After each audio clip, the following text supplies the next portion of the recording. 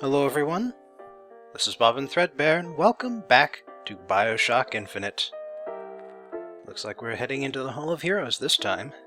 Stand for God and sweetest fatherland, but here's the place where we revere the heroes of our city dear. Sure love their automatons around here. I should do a corner about those. And you know, I do like the texture work on these oil paintings. Really looks like there's some depth to them.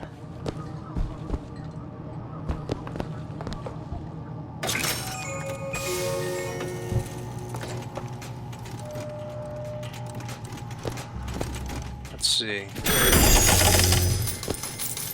I don't think I've got quite enough. No, not to buy Devil's Kiss Aid. Ancient mariner, let the vigor undergo. Painted albatross. So how about the weapon upgrades here? Oh, we finally expanded them outwards. Got a few different weapons here. But out of these weapons, the only one that really interests me is the carbine. No. I'm thinking maybe the RPG, but there's a better explosive weapon later on. At least in my opinion. They'll call us assassins when our work is done. Cornelius Slate, the swift left hook of the Vox Populi. We'll be trading Comstock's life for a new one. So be it. The Fitzroy woman and I are comrades of necessity. I doubt all the men who read in Caesar's toga would still be seen breaking bread together in peacetime. With Comstock gone, my men's past deeds will be sacred, and they will claim the spoils due them. I need not live to see it.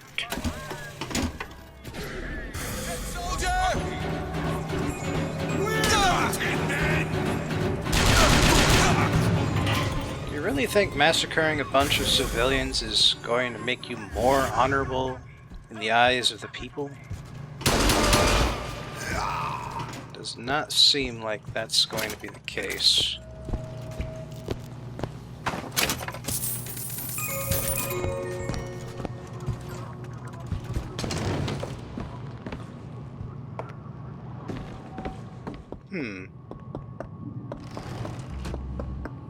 Our prophet, Father Comstock, commander of the 7th Cavalry. That man did not lead the 7th. Hell, I don't even remember the guy. Corporal DeWitt proved his worth on the field that day. Well, I'll be. Slate? Is that you? You've always been different, haven't you, Booker? You crave no glory. Look, I see you're caught up in some kind of jam here. If you could see fit to let us through to where they keep this shock jockey, then we'll... That tin soldier, Comstock, once my boy's dead. We won't die at his hands. There's going to be trouble. All my men have left is a choice. Die at the hands of a tin soldier, or a real one! You could choose to, I don't know, live? That sounds like a choice.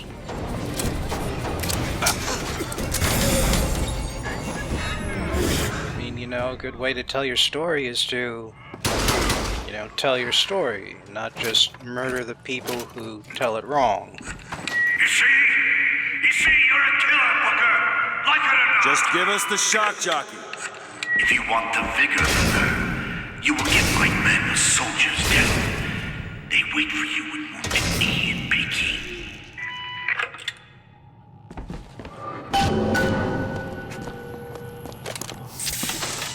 But yeah, the idea here is that Slate has indeed gone off the deep end, so his motives are not meant to make sense. Blew up his own statue, looks like.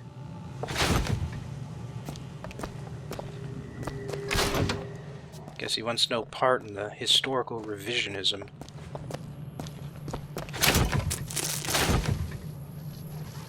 Ooh. Silver bar. Salts. Oh. All full on salts. Nice. Now I have to start spending it on shields instead. You know, shield does not get you as much bar as getting health does, but shields regenerate. I'll try to keep you stocked with both bandages and ammo, but the right materials aren't always at hand. But shield regenerates, and so you get more use out of it.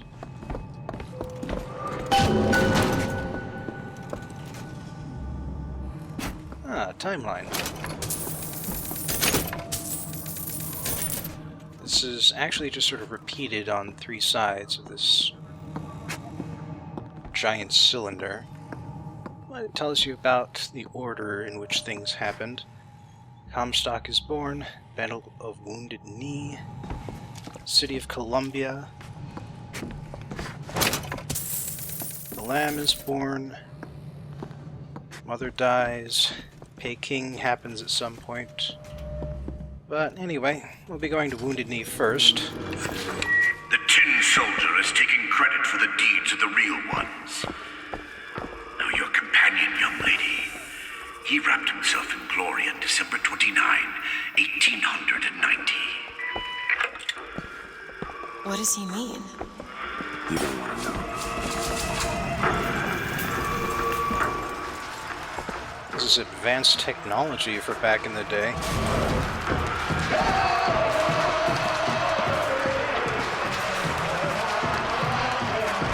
Of course, every last bit of this is also... Oh, hello there.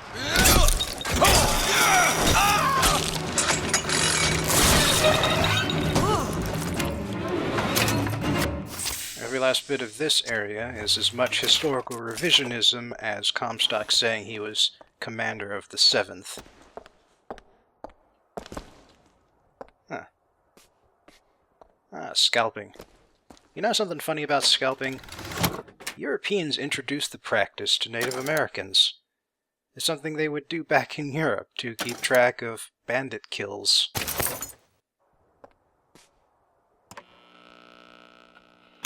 And so when they hired Native Americans to do the same thing to hostile Native American tribes, they introduced the practice of scalping. So that's a very European thing for them to do right there. With hue and cry, with hatchet red, they danced amongst our noble dead. But when our soldiers took the field, the savage horde could only yield.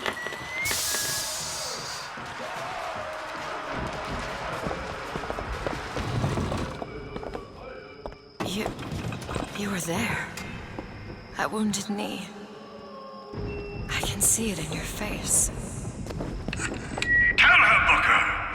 Tell her how we strode that battlefield like the heroes of Sparta. I still hear the screams. Let's go. This is it, man! Here's the soldier I spoke of! The kind of man Comstock pretends to be! See if I told you true! Oh good. Someone activated the crow trap. And the crows don't actually have to kill them for the trap to go off, by the way. Or to lay a trap, I mean. All that needs to happen is that they need to die while still being affected by the crows.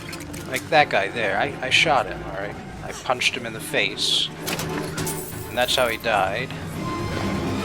Is there anyone else around here? I'm not seeing anybody else.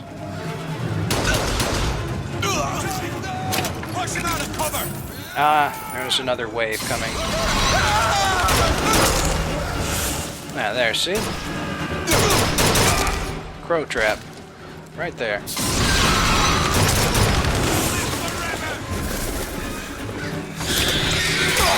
Oh. One of them Raven guys. I guess he's a veteran too. Luckily, I already know his weakness. You see, young miss? You see the man that Comstock wishes he was? A real soldier. I don't want to do this, Slade. Just give me what I need. I will. After you do the same for me. Come and look for me amongst the boxers. Who are the boxers? The Chinese. He means us to head to the other display. Can you hear Comstock's tin soldiers coming to silence us? But we are the true patriots. The history that does not fit in their books.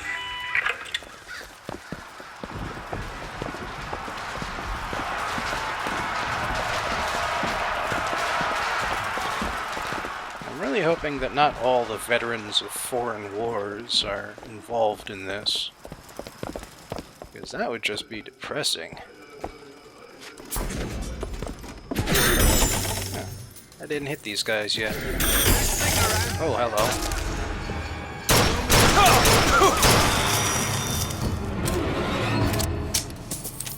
Not so bad.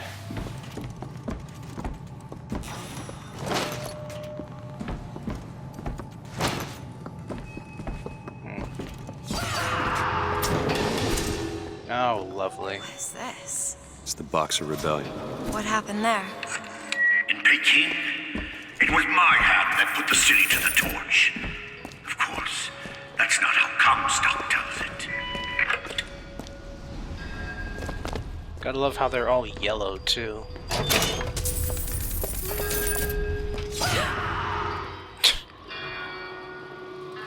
Hiding above the archways.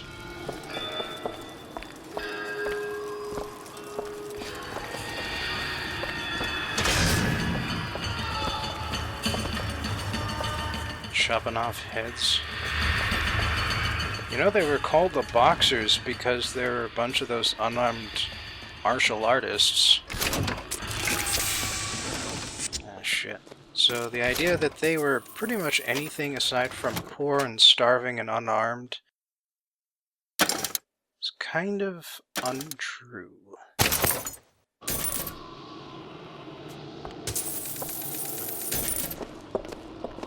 They do love the color red, though. Like, even today in China.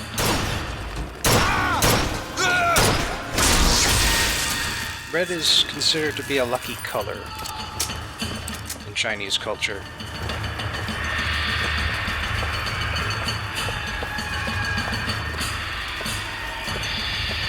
I don't think there were quite so many hordes of them, though.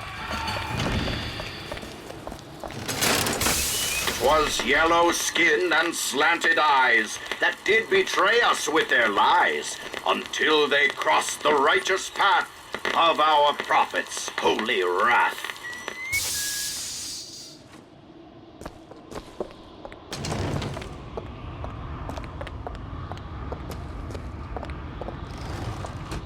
A lot more snow in this one, which is kind of funny considering Wounded Knee also happened in December. Oh, I read about this. Comstock led the Colombian troops to Peking. Comstock wasn't there! The Boxers took my eye and 30 of my friends! Is there even a stone to mark that sacrifice? Well, this is kind of honoring that sacrifice. Our sins. Oh crap, hello. Whoa. Oh goddamn, it's one of them fire guys. And I'm just not good at killing the fire guys. Looks like the looks like that one gravity effect. Forget what it's called exactly. You did them a favor, Booker. You let them die like men. I didn't ask for this. I have no quarrel with these men. Heroes never ask. I never claimed to be no hero.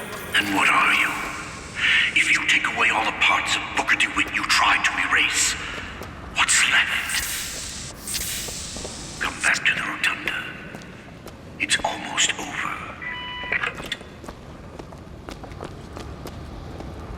What did Slate mean? What did you try to erase? Now that you're out of yours, You might realize cages have their advantages. A choice is better than none, Mr. DeWitt. No matter what the outcome. Yeah. What if you woke up one day and realized you didn't like what you chose? Then at least you would have the satisfaction of knowing that it was your hands that damned you.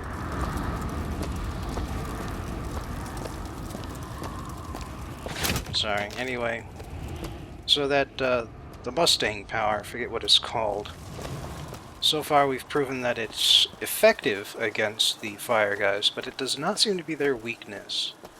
Like the Ravens took extra damage when I used it against them. But the fire guys, they were just rendered helpless. Nothing more.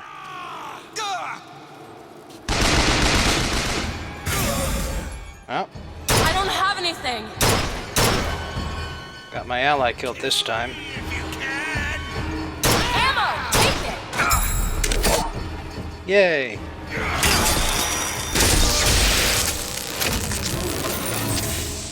Yeah, I was kind of waiting for that. She doesn't throw ammo when you're not in combat. I've got what you need, Booker. You will find me past the First Lady's memorial.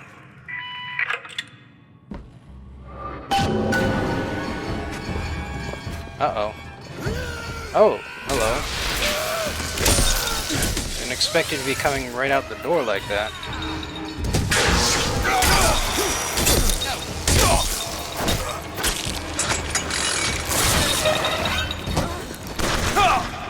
That's all I have! Well, I took off a little more help than I would have liked. Say what you want about Lady Comstock. The woman had an eye for fashion.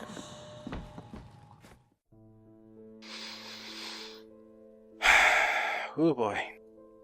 So, normally I like to space out my depressing corners, but what with the Hall of Heroes, I figure now's the only good time to visit History Corner to discuss American imperialism. Mind you, this is another one of those really big topics you can't fully cover in 15 minutes. So in this case, I'm going to divide the topic the same way BioShock Infinite does. As such, today we will be covering Homeland imperialism. The early years. Now this lecture series is about the United States in particular, so let me just quickly breeze through the state of things before European contact and before North American colonization began in earnest. First, it needs to be said that Native American tribes were, in fact, as human as everyone else. They were not in tune with nature. They did not paint with all the colors of the wind. They did not ask the bobcat why he grins. If they used every part of the bison, that's only because they would otherwise starve or else run out of tools. And as a matter of fact, they did think they owned whatever land they landed on. Land was not held as private property, but it was held as tribal property. And tribes would fight some very serious wars over who got to plant crops where and who got to follow and hunt which wild herds. The first Americans had some very serious disadvantages regarding their development as compared to the descendants of Mesopotamian culture, which for reference includes all of Europe. For instance, the American supercontinent had no significant beasts of burden. They had no large animals who could be easily domesticated and made to carry or pull heavy loads.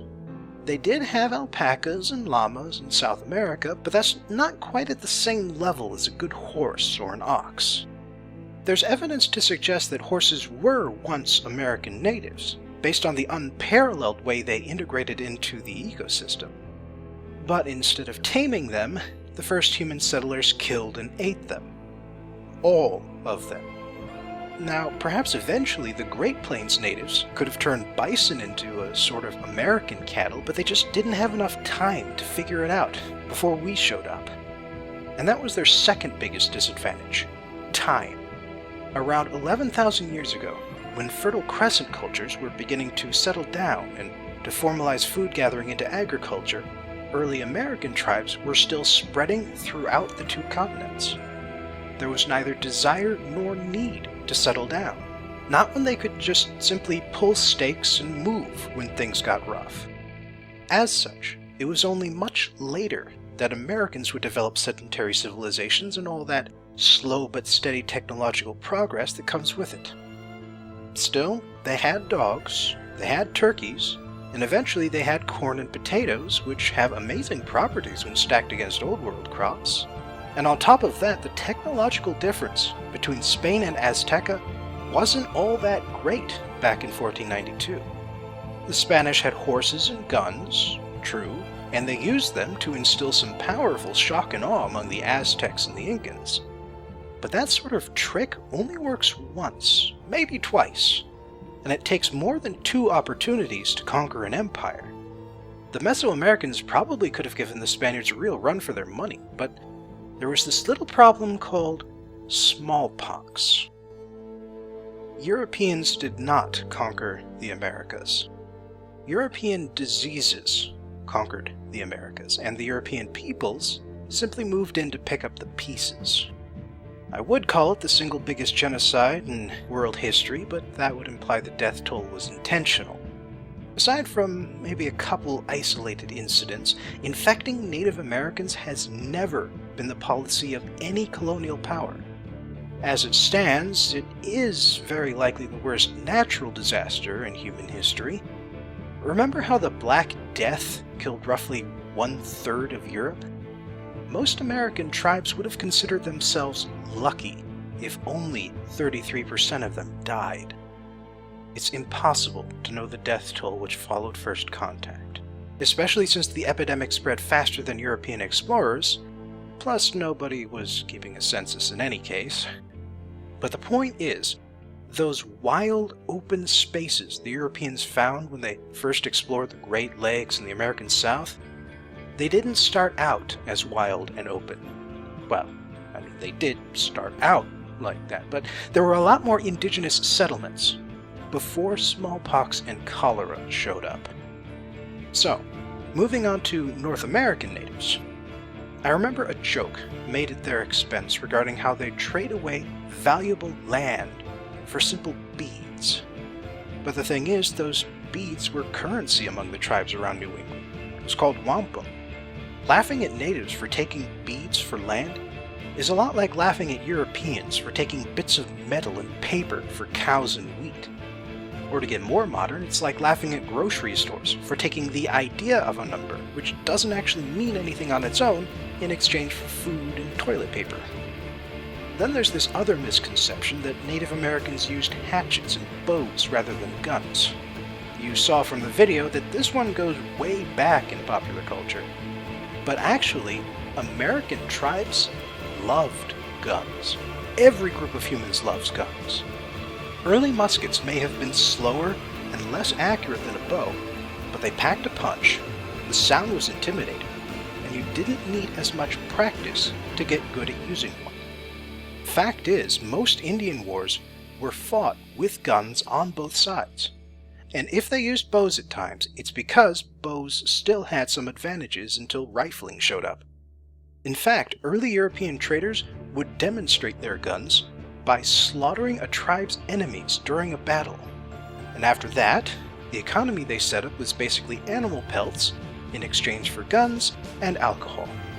And Native Americans also loved alcohol, because most native populations hadn't yet built up a genetic tolerance, and in fact, alcoholism is still a pretty big problem on modern reservations.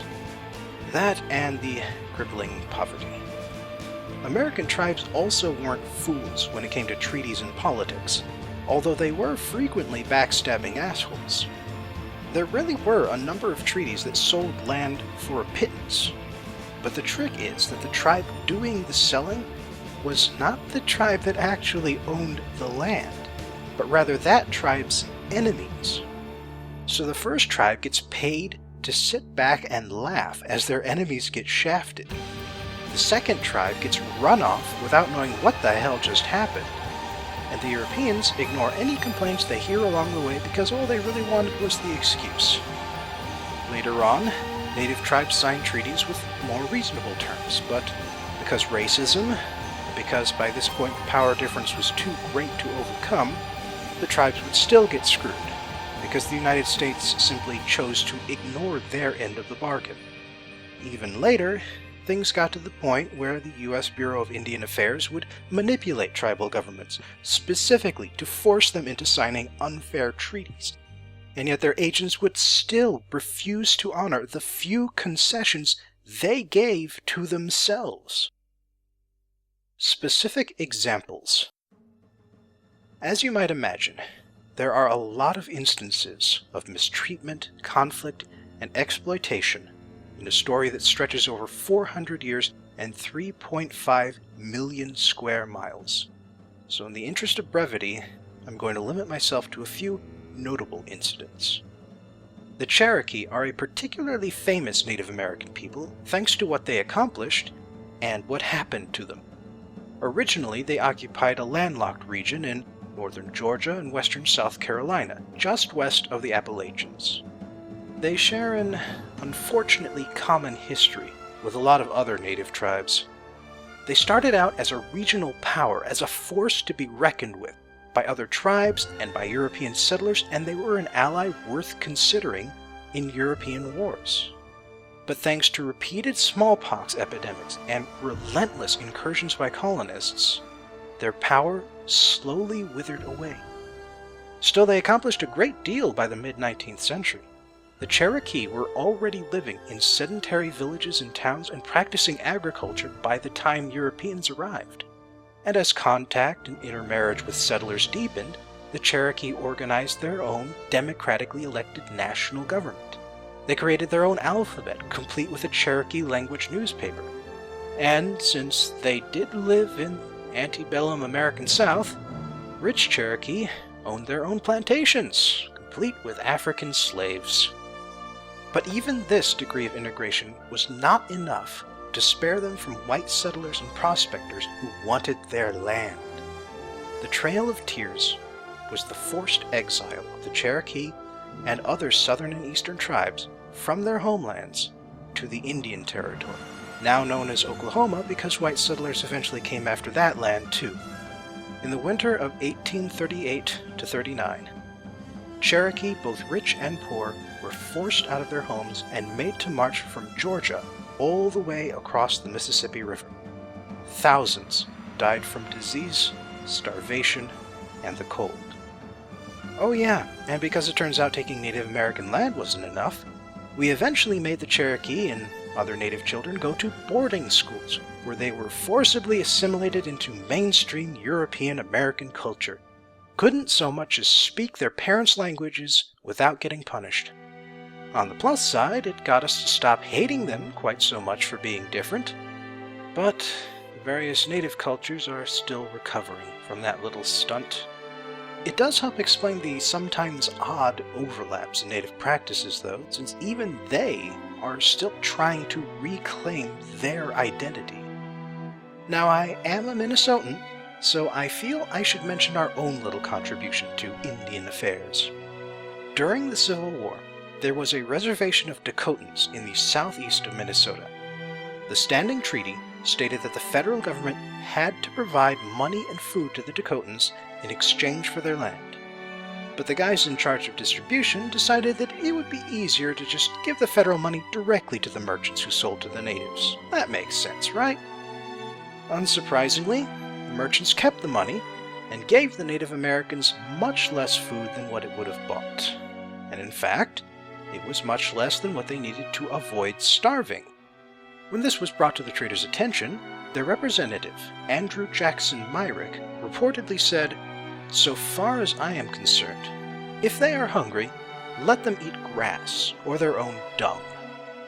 To make a long story short, when they found Myrick's body, his mouth was stuffed full of grass. They call this the Dakota War of 1862, but it really wasn't a war. It was an uprising of desperate, starving people at the ends of their ropes. A few of them massacred a number of towns and homesteads in the area for no real reason beyond hatred and anger. And they were massacred in turn when the U.S. Army finally showed up to deal with them. After that, the Dakota surrendered. And after that, 303 of the prisoners were subjected to military tribunals which violated several constitutional amendments, including the right to a trial by jury, the right to an attorney, and the right to know what the hell is going on. All 303 were sentenced to death on charges of murder and rape during trials which sometimes didn't last 5 minutes.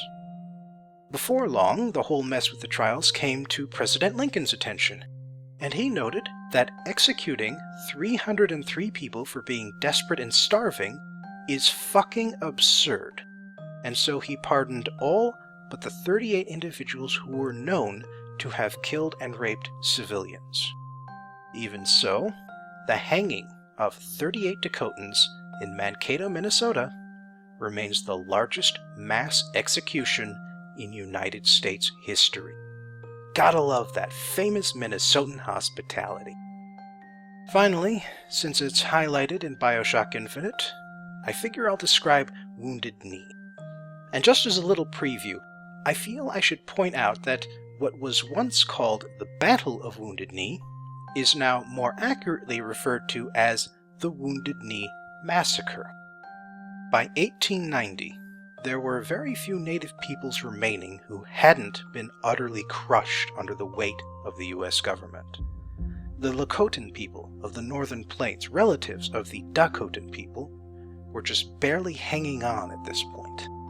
Recently, a prophet had arisen who preached of the ghost dance, and the idea was that if everyone danced the ghost dance, their ancestors would rise up and push the white settlers off their land. It was basically a religion of last resort, but the US government didn't like even the hint of an uprising, and so it sent in the army to disarm the Lakotans before they could start massacring homesteaders. Again. At Wounded Knee, the 7th Cavalry Regiment was doing just that when a rifle went off during a minor scuffle. The 7th either took this as an excuse to start shooting, or they just plain panicked.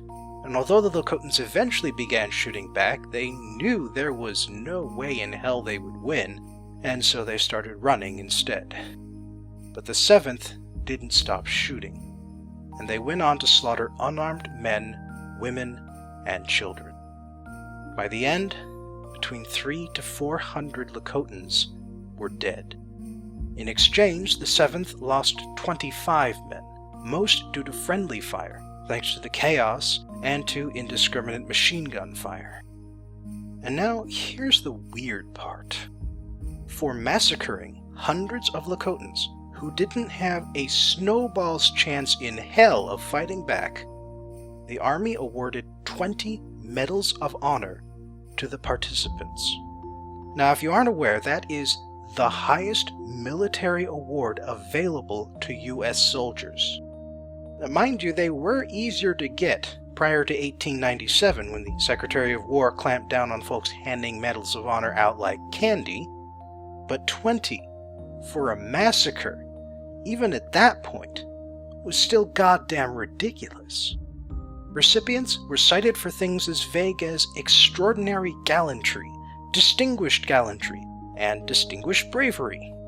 Then you've got citations like conspicuous bravery in rounding up and bringing to the skirmish line a stampeded pack mule. That one took a lot of balls, huh? And these medals are still considered valid to this day. Personal thoughts.